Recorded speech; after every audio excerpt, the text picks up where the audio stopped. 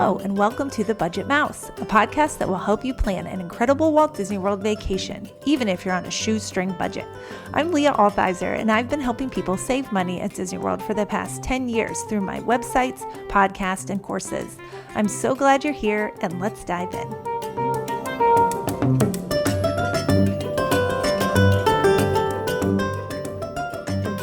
Hello again, everyone, and welcome to episode 98. I'm talking character meals at Disney World in this episode. They are notoriously expensive. You really can't say the word budget and character meal at Disney World in the same sentence. And at the time of publication, the most expensive character meal in Walt Disney World cost $84 for adults and $49 for kids. That is Cinderella's Royal Table, if you're curious. So including tax and tip, that's $335 for one meal for a family of 4. Mind blown, yes. Okay, so there are some more affordable options than this for dining with the characters in Disney World. And while no character meal is a bargain, since you're mostly paying for the privilege of meeting your beloved characters, but you can get more bang for your buck if you know where to go. So I'm going to guide you towards the most affordable character meals at Disney World in this episode. And I'm going to talk if you're paying cash for your meals or if you're on the dining plan, where you'll get the best bargains. I mean, none of them are bargains, but where you'll find the most affordable character meals. So first of all, if you're paying cash, it's probably not a surprise that the cheapest character meals are all going to be breakfasts.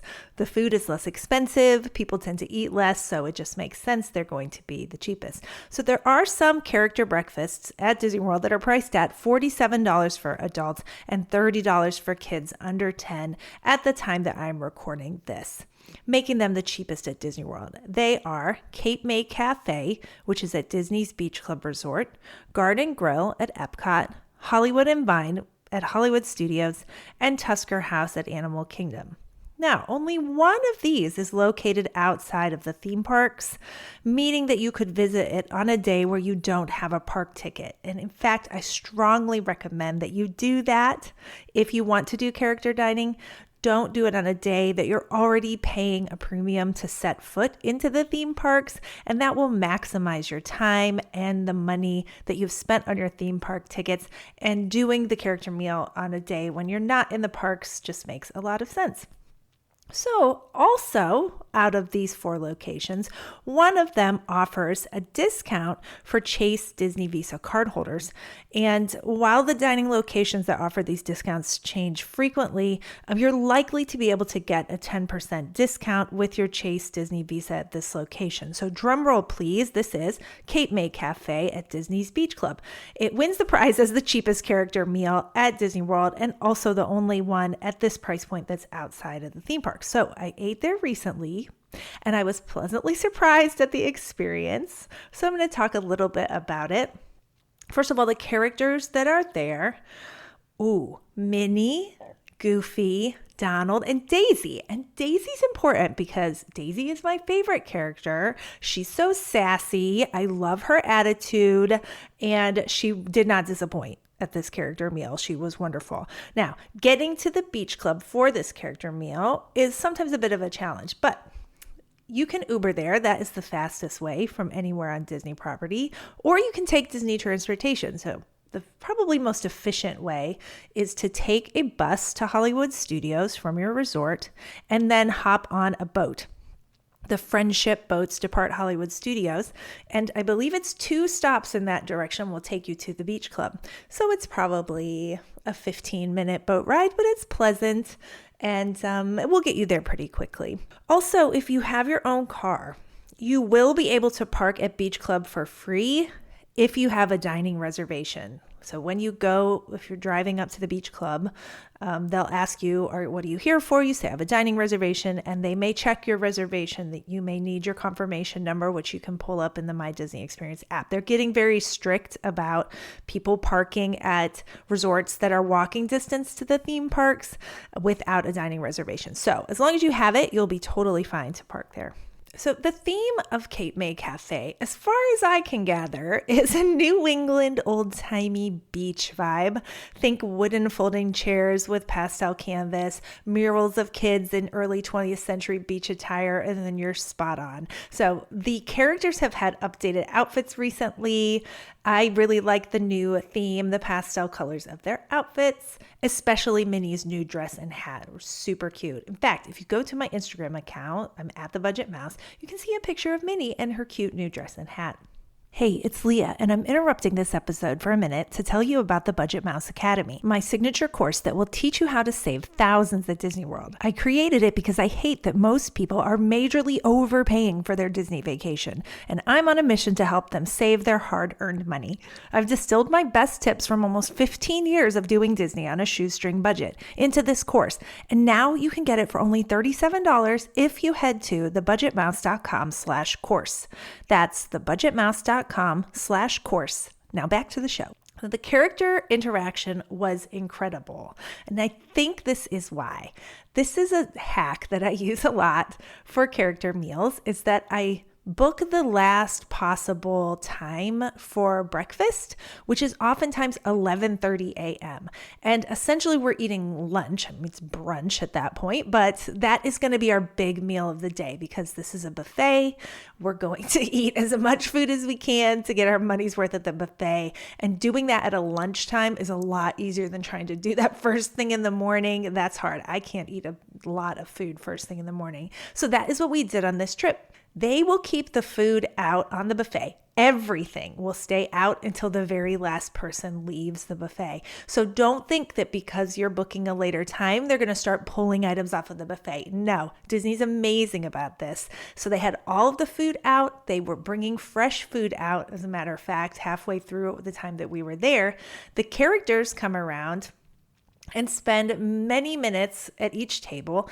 And because people were trickling out and leaving at the end of the time we were there, they made 2 rounds to our tables because there just weren't that many people there and they were still there visiting. So they visited us again. So I love booking character meals at that time for these reasons. There were a lot of options on the buffet. They had crepes, which are something unusual. They had lots of fruit, eggs, meat, biscuits. They had some vegan options like a tofu and veggie scramble, which was more like lunch food. Overall, the food was excellent. I mean, it exceeded my expectations, which are pretty low for character meal food. It's not known to be cutting edge gourmet food at character meals, but this was totally adequate and plenty of selections. So we had a great time. I really can't recommend it enough. Of course, I used my Disney Visa discount, and that was 10% off the meal. We had a huge meal. It was our big meal of the day, and we had a light dinner afterwards. So I felt like we got a ton of value out of our visit there.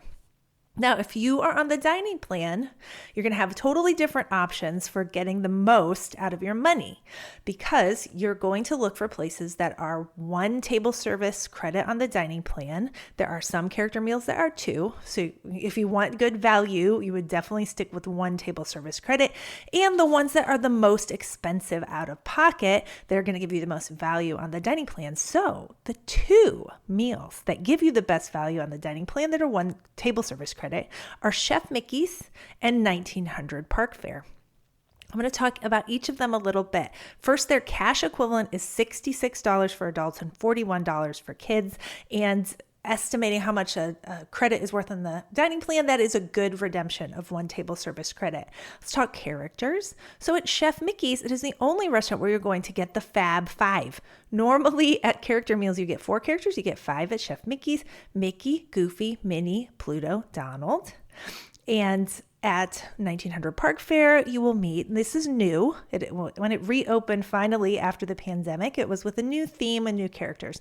So it is Aladdin, Cindy, that's Cinderella, Mirabelle, and Tiana. And many will miss the presence of the evil stepmother and the stepsisters from Cinderella because it used to be a Cinderella-themed meal.